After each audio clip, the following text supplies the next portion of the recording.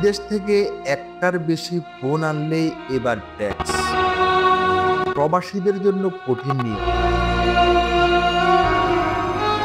বিদেশে রাত জেগে কাজ করে টাকা রোজগার করে দেশে আসার সময় বোনের জন্য একটা ফোন এনেছে, কিন্তু এখন শুনলেন দুইটা আনলে আপনাকে ট্যাক্স দিতে হবে।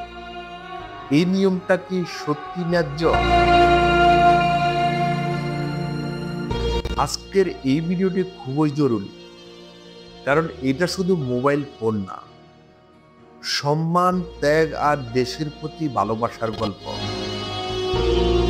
জাতীয় রাজস্ব বোর্ড এনবিআর বলেছে, এখন থেকে প্রবাসীরা বছরে একটার বেশি নতুন মোবাইল আনলে সেটাই ট্যাক্স দিতে হবে।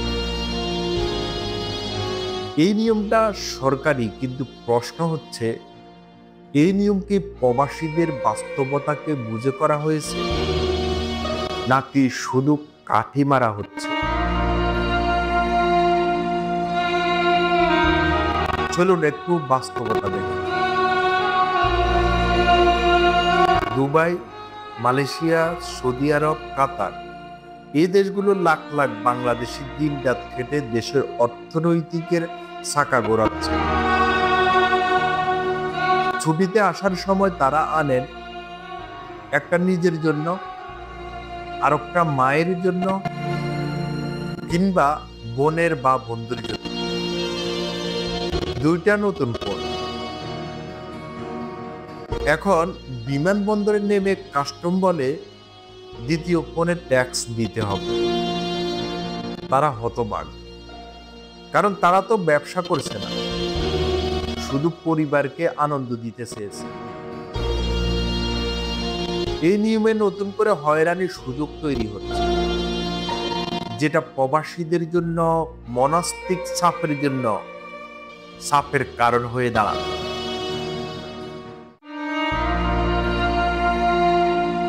সরকারি পক্ষ থেকে বলা হচ্ছে নিয়মের মধ্যে থেকে কাজ করতে হবে, রাজস্বতে আসতেই হবে। ঠিক আছে, কিন্তু রাজস্ব কি প্রবাসীদের কাছ থেকে তুলতে হবে? যারা রেমিটেন্স পাঠিয়ে দেশে ডলার সংকট সামাল দিচ্ছে, তাদের একটু ছাড় দিলে কি ক্ষতি হবে? প্রবাসীরা চাইলে 5টা ফোন আনতে পারে, কিন্তু যদি তারা একটা নিজের জন্য আর একটা পরিবারের জন্য আনেন, তাহলে কেন ট্যাক্স?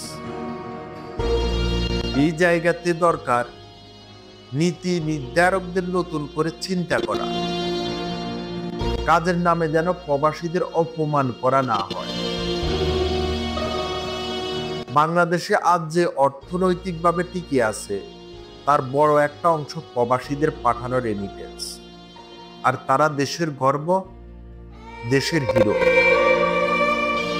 আমরা দেখি মধ্যপ্রাচ্যে কাজ করা ভাইটা নিজের মোবাইলের থেকে আগে চিন্তা করে মায়ের জন্য ভালো একটা ফোন নিয়ে যাবে।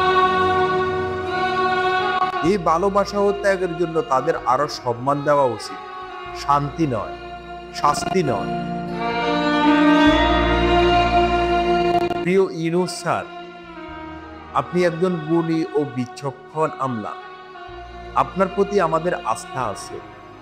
আমরা বিশ্বাস করি আপনি প্রবাসীদের কাঠি মারবেন না, বরং তাদের পাশে দাঁড়াবেন।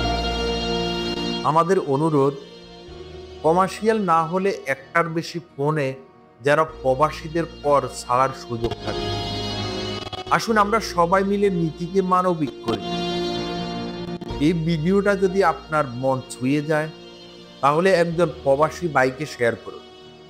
আর এমন গঠনমূলক আলোচনা পেতে আমাদের চ্যানেলটি এখনই সাবস্ক্রাইব করুন।